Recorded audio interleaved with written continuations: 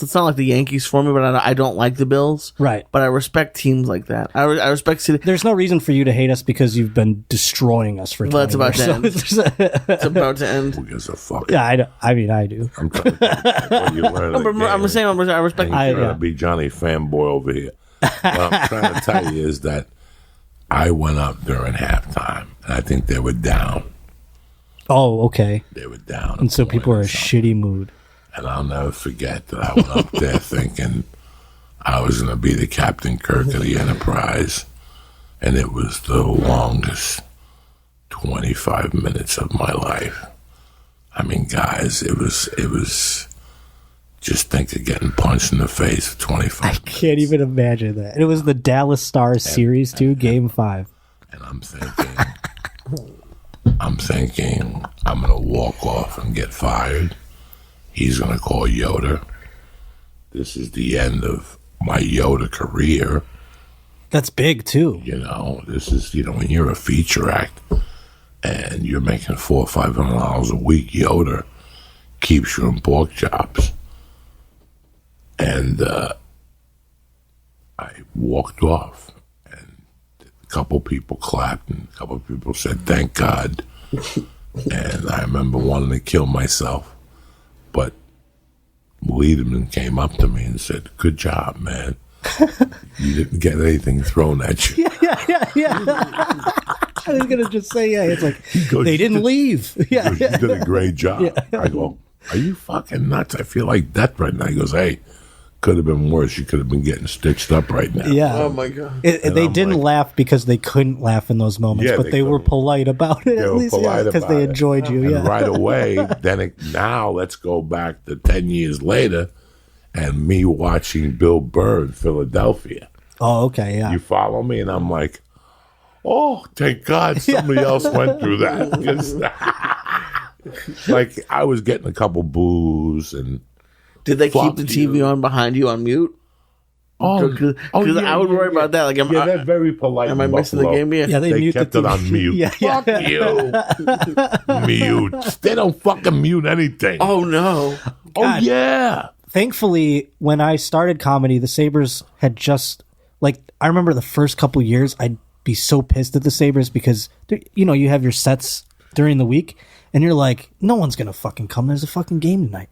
And then finally, the Sabres had 10 years of sucking, and they just became people are like, well, I'll go do something else. I'm not going to watch the Sabres. The Sabres, sucked so long recently that it's weighing down a little bit. They still sell out games, but I mean, people aren't watching them feverishly every fucking night, I could see myself, if it wasn't for the winters, moving my family to Buffalo. It's a great place for a family. It really is. Well, I like the state of mind in Buffalo. Mm-hmm.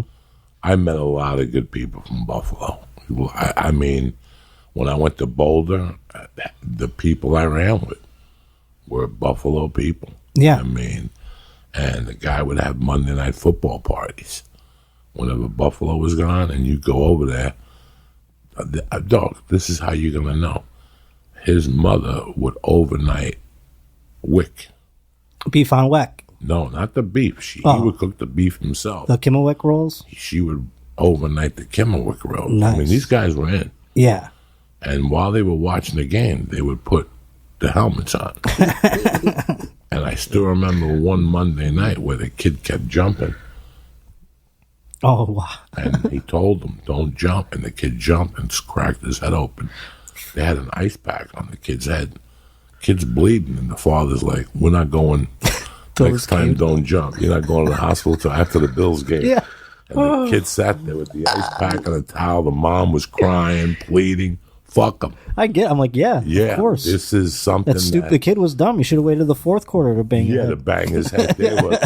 But all these experiences take me back to Buffalo, so I can't imagine. When did you, at the radio, was there a point at the radio station? Just because there's people in life that are stuck, man. Dude, I worked there for 15 years almost. I started working there when I was 16.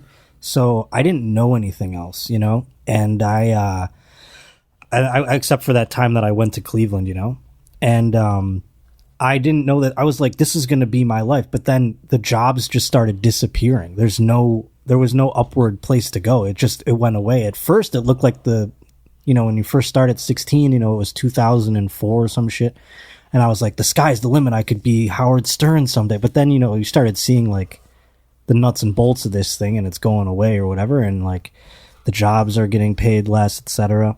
So I just was like, you know, and I thought comedy would be like my second thing for a while. Do you know what I mean? Like until I was 22, then I was like, no, this has to flip around. And radio is the secondary thing because it's not taking me anywhere. Comedy's taking me places already, you know? So out of the gate, I'm doing things that I've never dreamed of doing. So it flipped at like 22 and I did stand up every, you know, that's when I started really doing it, you know? Yeah, because the last time I saw you were really working the helium rotation. Yeah. I mean, you were really in the rotation. They had you going to Philly, I think. I never went to Philly. They only had me going between St. Louis and Buffalo, honestly. They never sent me the other ones. And then you worked with me in St. Louis. Yep. And that third weekend it opened. That was, you know, listen, you've all heard me fart on different platforms. I'm not going to sit here with a fart like a soldier. I'm too old. And whatever comes out, so be it. And if you're sitting close to me, that's life. It happens. I've inhaled a couple great farts myself. I've inhaled some bad ones. What are we talking about? Farting. St. Louis. St. Louis. Yeah. St. Louis, I got on stage that Thursday night. And I'm on stage, Lee, and I'm just smelling fart after fart after fart. Now, I don't care, because I do the same thing. Once you're on a fart roll, why stop? But it was in that area. So, and I kept looking at each of them, trying to figure out who was dropping these bombs. Like, they were bombs. Like, you could tell where they were coming from. Like, I'm like, Jesus. So, boom, fuck it. Friday night, I go up there for the first show, and I'm smelling fucking bombs again. I'm like, what the fuck is this? And it's like every 15 minutes. Just a new one. Yeah, boom, it's like refreshing. Boom. And then Friday night, I smelt it. I couldn't figure out. It was in my nose. I went there Saturday.